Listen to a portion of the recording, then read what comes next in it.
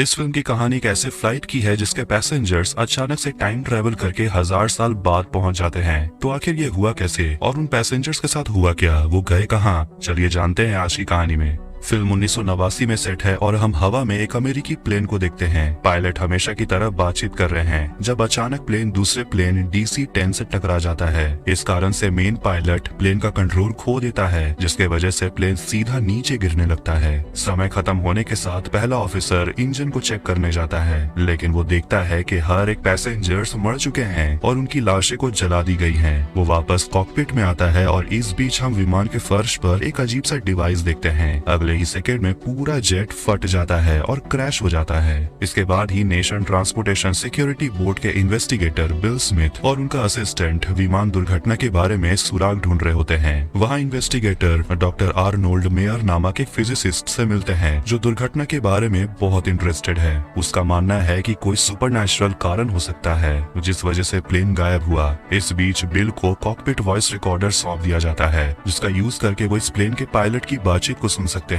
बाद में वो दूसरे इन्वेस्टिगेटर के साथ और ट्रैफिक कंट्रोलर ऑफिसर जैन से मिलने जाता है। थोड़ी पूछताछ करने के बाद जैन ने खुलासा किया कि वो और बाकी 3 लोग 40 फ्लाइट को संभाल रहे थे और दुर्घटना के समय बहुत थके हुए भी थे। हालांकि अजीब बात यह है कि जब उन्होंने एक सेकंड के लिए कंट्रोल स्क्रीन से दूर देखा तो उन्होंने DC-10 विमान को देखा था। जैन्स का दावा है कि उसने पायलट को दूर जाने के लिए कहा था, लेकिन उस समय तक आपदा को कोई नहीं रोक सकता था। ये कहते हुए वो रोने लगता है, इसीलिए बिल और बाकी लोग उसे अकेला छोड़ देते हैं। कुछ ही समय बाद बिल हवाई अड्डे के हैंगर की ओर जाता है जहाँ प्लेन के सभी अवशेष मौजूद हैं। वहाँ उसने नोटिस किया कि टिकट एजेंट लुइस वाल्टीमोर नाम की एक अट्रैक्टिव औरत लोगों को कॉफी दे रही होती है। वो उसे बुलाता है और एक कप कॉफी मांगता है, लेकिन लुइस उसे देखकर वहाँ से चली जाती है। बिल इसे अनदेखा करता है और कॉकपिट रिकॉर्डिंग सुनने के लिए बैठ जाता है। थोड़ी देर के बाद लुइस बाद में उसे और दूसरों के लिए कॉफी लाती है। दोनों एक दूसरे की ओर आकर्षित होते हैं और उसके जाने के बाद बिल ने ऑडियो सुनते हुए कुछ अजीब देखा। उसने पहले तो ऑफिसर को चिल्लाते हुए सुना कि पैसेंजर्स मर चुके हैं और उन्हें जला दिया गया है। हालांकि इन्वेस्टिगेशन में दुर्घटना से पहले आग लगने का कोई सबूत दिखा ही नहीं।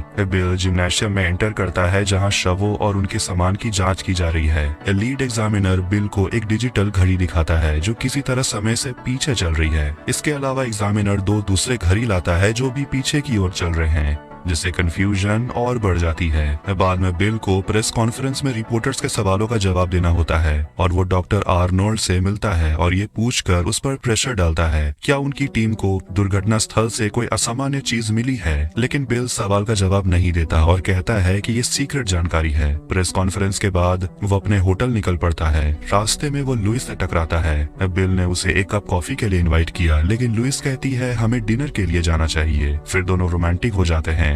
बिल के सो जाने के बाद लुइस बाथरूम में जाती है। फिर वो रूम सर्विस को बुलाती है और अगली सुबह बिल को 6:30 बजे उठाने से मना करती है। फिर अगली सुबह बिल निराश हो जाता है कि होटल ने उसे जगाया नहीं। लुइस का कहना है कि यह भगवान की मर्जी हो सकती है और वो किसी कारण से बिल को काम पर नहीं जाने के लिए मनाने की कोशिश कर रहे हैं। हालांकि बिल कहता है कि इन्वेस्टिगेशन बहुत जरूरी है। वो कमरे से निकलने के बाद वापस आता है कुछ लेने के लिए, लेकिन वो लुइस को नहीं ढूंढ पाता और मान लेता है कि वो भाग गई होगी। दोपहर में एक मीटिंग के दौरान बिल टिकट एजेंसी को कॉल करता है और उससे लुइस के बारे में पूछता है। हालांकि कंपनी अपने किसी भी रिकॉर्ड में लुइस नाम की किसी भी एम्प्लॉय को खोज नहीं पाते। इससे उसे विश्वास हो जाता है कि लुइस अपनी पहचान के बारे में झूठ बोल रही थी। रात में सभी प्लेन्स को देखने के बाद बिल हैंगर में होता है। अचानक उसे एक बीप की आवाज सुनाई देती है और फिर उसे मलबे के नीचे एक चमकती लाल बत्ती दिखाई देती है। आगे की जाँच करने पर यह पता चला कि आवाज उस अजीब डिवाइस से आ रही है जो शुरुआत में दिखाई गई थी जब प्लेन पहली बार क्रैश हुआ था। बिल उस अजीब डिवाइस के साथ घूमता है जब अचानक उसे झटका लगता है और वो गिर जाता है। फिर मिलिट्री आउटफिट्स पहनी हुई 3 महिलाएं उसके पास आती है। उनमें से एक महिला लुइस है जो पहले से बिल्कुल अलग दिखती है। इसके अलावा वो ऐसे बर्ताव करती है जैसे वो बिल को पहली बार देख रही हो। इसके बाद एक महिला से पता चलता है कि इस डिवाइस को स्टनर कहा जाता है। हमें ये भी पता चलता है कि इसे वापस लेने के लिए वो लोग आए हैं। लुइस बिल को इन्वेस्टिगेशन बंद करने को बोलती है वरना खतरनाक टाइम पैराडॉक्स शुरू हो जाएगा। महिलाएं फिर निकल जाती है और चमकदार नीली रोशनी में चली जाती है और गायब हो जाती है। कुछ ही समय बाद बिल खड़ा होता है और उसके हाथ में स्टनर का एक हिस्सा होता है जिसे लुइस नहीं ले जा सकी। इसके बाद हम फ्यूचर के समय को देखते हैं और हमें पता चलता है कि लुइस और दूसरे असली में टाइम ट्रैवलर्स हैं जो भविष्य में 1000 साल बाद के समय में रहते हैं। यहाँ प्रदूषण ने मनुष्यों को बांझ बना दिया है और मानव जाति विलुप्त होने के कगार पर है। इसलिए दुनिया के बेस्ट साइंटिस्ट की एक टीम ने अतीत में महिलाओं को उन लोगों का अपहरण करने के लिए भेजा है जो बच्चा पैदा करने में सक्षम है। प्लेन का क्रैश होना इस प्लान का हिस्सा था और पैसेंजर्स को किडनैप करके स्टेसिस में रखा जाता है और उन्हें फिर से फ्यूचर में भेजने की तैयारी की जाती है रिपॉपुलेशन के लिए। जैसे ही टाइम ट्रैवलर्स की टीम वापस आती है, हमें लुइस के निजी रोबोट शर्मैन को देखते हैं। वो उसे बताता है कि उसके मास्टर उन्हें बुला रहे हैं, इसलिए वो उससे मिलने के लिए कंट्रोल रूम में जाती है। उनके मास्टर तब लुइस से कहते हैं कि क्योंकि उसने बिल से बात की है, इसने पास्ट को बदल दिया है और ये टाइम क्वेक का कारण बनता है जो कि अर्थक्वेक जैसा ही है। लुइस अपने मास्टर से सवाल करती है कि उसे बिल को मारना चाहिए था क्या। हालांकि उसे दूसरी साथी बताती है कि ऐसा करने पर एक टाइम पैराडॉक्स स्टार्ट हो जाएगा जिससे सभी की मौत हो जाएगी। ये लुइस को शांत करता है और कुछ समय के बाद बिल जैसे ही उठता है, वहाँ सभी उसे एक स्क्रीन पर देखते हैं। जब वो लुइस का नाम चिल्लाना शुरू करता है तो लुइस दंग रह जाती है क्योंकि उसे तो लगता है कि वो बिल से पहली बार मिली थी। वो शर्मन से पूछती है कि उसका नाम वो कैसे जानता है। वो बताता है कि बिल की टाइमलाइन में वो लुइस से पहले मिल चुका था। हालांकि लुइस की टाइमलाइन में वो उसे पहली बार हैंगर में ही मिली थी जहां वो स्टर्नर को वापस लेने गई थी। इसके बाद में लुइस को 1963 तक के लिए एक और मिशन के लिए उसके शरीर को स्कैन किया जाता है। शर्मन फिर कहता है कि 1969 में लुइस के पास ज्यादा सिगरेट नहीं था। इससे पता चलता है कि भविष्य में हवा इतनी प्रदूषित हो गई है कि जब भी वो अतीत में वापस ट्रैवल करते हैं तो उन्हें खुद के टाइमलाइन के वातावरण को नकल करने के लिए सभी सिगरेट पीते हैं और लुइस एक एयर हॉस्टेस की तरह रेडी होती है। इसके बाद हमें डॉक्टर आर्नोल्ड का एक लेक्चर दिखाया जाता है जहाँ वो टाइम ट्रैवलर्स के होने की संभावना पर चर्चा करते हैं। वो बताते हैं कि टाइम ट्रैवलर्स खुद को लोगों को दिखाते नहीं हैं और वो दूसरे लोगों के संपर्क में आना पसंद भी नहीं करते,